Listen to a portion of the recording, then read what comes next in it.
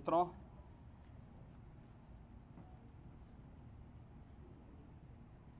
वर्तमान में प्रदेश का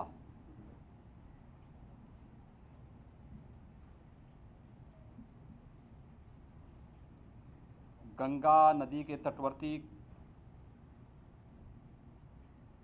कुछ जनपद बाढ़ से प्रभावित हैं। 24 जनपदों के 600 से अधिक गांवों में बाढ़ का प्रभाव पड़ा है। ये बाढ़ प्रदेश के अंदर हुई बरसात से कम राजस्थान, मध्य प्रदेश में और हरियाणा से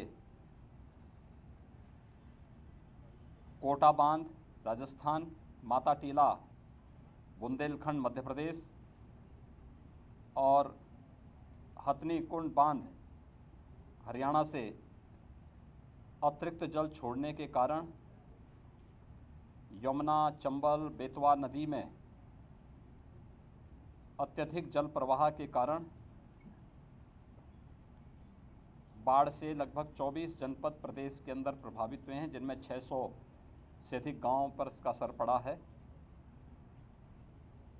मैंने इन जनपदों की व्यापक वहां पर निरीक्षण भी किया है और बाढ़ प्रभावित क्षेत्रों की समीक्षा भी की है। मैं भी हमीरपुर, जालौन, इटावा और औरैया होकर के आया। कल मैं वाराणसी में था। वाराणसी से कल मैंने चंदौली, मिर्ज़ापुर, भदोई इन जनपदों के भी बाढ़ राहत कार्यों की समीक्षा की। आज मैं स्वयं यहाँ पर गाजीपुर जनपद में आया हूँ। गंगा जी के तटवर्ती क्षेत्रों में बाढ़ के कारण लगभग 32 राजस्व गांव प्रभावित हुए हैं। लगभग 1.5 लाख की आबादी कम और ज़्यादा इससे प्रभावित हुई है। मैंने अभी बाढ़ पीड़ितों को दी जाने वाली राहत सामग्री का भी निरीक्षण किया और साथ ही साथ जनप्रतिनिधियों के मार्गदर्शन में, उनके नेतृत्व में जिला प्रशासन के द्वारा राहत कार्यों को किए जाने की समीक्षा भी की है। युद्ध स्तर पर कार्य चल रहे हैं। हर प्रभावित गांव में नाव या फिर एसडीआरएफ, एनडीआरएफ या पीएसी की फ्लड यूनिट को लगाने की कार्रवाई पूरी की जा चुकी है। युद्ध स्तर पर राहत कार्य चल रहे हैं। कुछ परिवारों को जहां पर जिनके घरों में पानी घुस चुका है, उन्हें सुरक्षित राहत शिविरों में लाकर के उनके लिए उस प्रकार की राहत सामग्री के साथ साथ फूड पैकेट के वितरण की कार्रवाई भी संपन्न हो रही है। जिला प्रशासन को स्पष्ट निर्देश दिए गए हैं कि हर एक प्रभावित गांव के लिए एक नोडल अधिकारी की तैनाती जो पहले से है उसका और पुख्ता किए जाने की आवश्यकता है।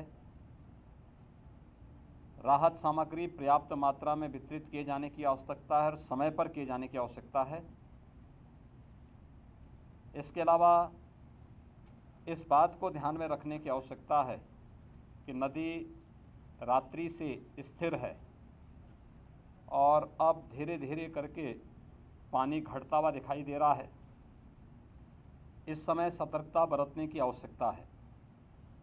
कटान नदी के तटवर्ती क्षेत्रों में हो सकता है, तो सिंचाई विभाग के अधिकारियों को इस बारे में निर्देश दिए गए हैं कि वे इस बात को सुनिश्चित करेंगे कि कटान अवरोधक कार्य उन क्षेत्रों में जहां पर संभावित कटान की आशंका है वहां पर इस कार्य पे धनराशि की कमी कहीं नहीं, इस कार्य को तत्परता के साथ वहां संपन्न करें। जनप्रतिनिधि राहत कार्यों के साथ बढ़ चढ़ करके भाग ले रहे हैं। सुरक्षित माहौल में वे उन सभी पीड़ित परिवारों से मिलें, बिना भेदभाव के सबको राहत सामग्री का वितरण करें। पुलिस विभाग से निरंतर पेट्रोलिंग करने, राहत शिविरों में रहने वाली महिलाओं और बालिकाओं की सुरक्षा के लिए महिला आरक्षियों की तैनाती करने, स्वास्थ्य विभाग और पशुपालन विभाग को भी इन सब कार्यों के साथ जुड़ने के लिए कहा गया है और वे सभी युद्ध स्तर पर स्वास्थ्य विभाग से न केवल मेडिकल की टीम हर प्रभावित गांवों में और शिविरों में तैनात करने के लिए निर्देश दिए गए हैं, बल्कि एंटी रेबीज़ के इंजेक्शन और एंटी स्नेक वैनम यानी सांप बिच्छू के काटने की शिकायतें इस सीजन में ज़्यादा होती हैं, इसको भी हर जगह इसकी उपलब्धता सुनिश्चित कराने के लिए कहा गया है। पशुपालन विभाग से पशुओं के उपचार और उनके लिए चारे की व्यवस्था के लिए भी कहा गया है। ये सभी कार्य युद्ध स्तर पर चल रहे हैं। जिन 32 राजस्व गांवों में बाढ़ का प्रभाव देखने को मिला है, उन पर युद्ध स्तर पर लग कर के अगले 24 घंटे के अंदर उन सभी पीड़ित परिवारों को राहत उपलब्ध कराने के लिए निर्देश दिए गए हैं।